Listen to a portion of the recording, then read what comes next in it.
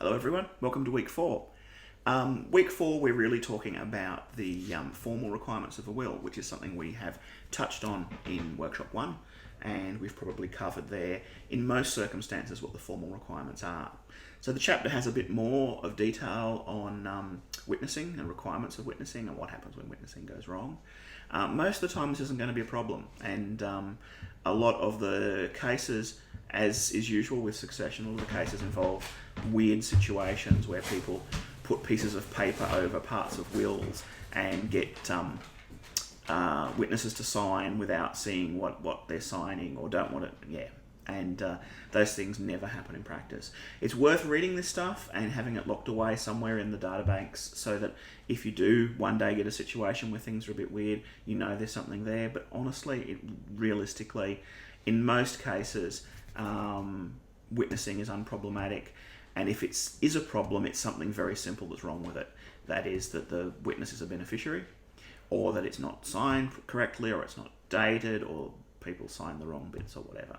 So it's like most areas of succession, the law itself is quite straightforward, but the facts are fiendishly difficult. And one thing I'm hoping with the workshops is that we can start unpicking some of that stuff and really looking at that area of practice and where things are different to the way the law appears to be on the books. Okay, so the workshop this week is really about the judicial powers to preserve wills, and there's a bit of that in the textbook as well. Why is this interesting? On the face of it, giving the courts the power to get in and change words of a will seems like a straightforward thing to do. But connect this back to thinking about constitutional law. This is hugely problematic in constitutional law because there's this divide between the intent of the original and court's ability to interpret or modernise or update or change. Now here's a situation where we've got a document which is legally sacred apart from the family provision stuff, which we'll look at later. I'll flag that for now. Traditionally, courts took a very kind of didactic approach to it and said, well, we will read the words as strictly as we can, and we will not tolerate ambiguity. We'll just go with the strict reading. Again, all your statutory interpretation that you've done, all this stuff will be sounding familiar. Here's a situation where these issues bubble up again. So on the one hand, you've got the strict words of what was said. On the other, you've got the intention, which might be different to those strict words. So it seems kind of uncontroversial to us, it does to me, that if people have said something ambiguous, the courts probably want to fix that. But at the same time, you can fix things too far. So if someone says something, it becomes very difficult legally to say, well, they actually kind of really meant something else. What usually happens with these is when people's circumstances have changed over time, and a will that says something means something later on. So if you wanted to leave a gift to a class of people and that class has increased, there's been more people added to that class, do you just say, I leave my entire of my estate to my 4 children? And then if you have 5 children, do you need to go back and put a codicil in your will?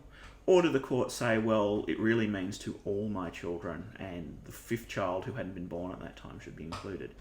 So this is, I guess, one of those areas where our ideas of what the law is and what the law should be doing become very important. So at the end of the day, it's a technical exercise on interpreting legislation, and that probably doesn't sound like the most exciting thing in the world, but in reality, we're looking at and reflecting on some of our own ideas about what the law is and how far the law should go to intervene. And we've really got that political dimension of, on the one hand, absolute free will and absolute free choice, including the choice to make a terrible will that's not valid. On the other hand, you've got the paternalistic ideas of the state getting involved and saying to people, no, you really meant that and you really meant this. And most of us sit somewhere in between those extremes. So I look forward to the discussion on that this week. As I said, there's lots of other stuff in the book as well, so don't leave that out. But in practice, most of that's problematic. What we're looking at is something that is something that may actually come up and may actually be something that you will need to do as part of your life as a lawyer.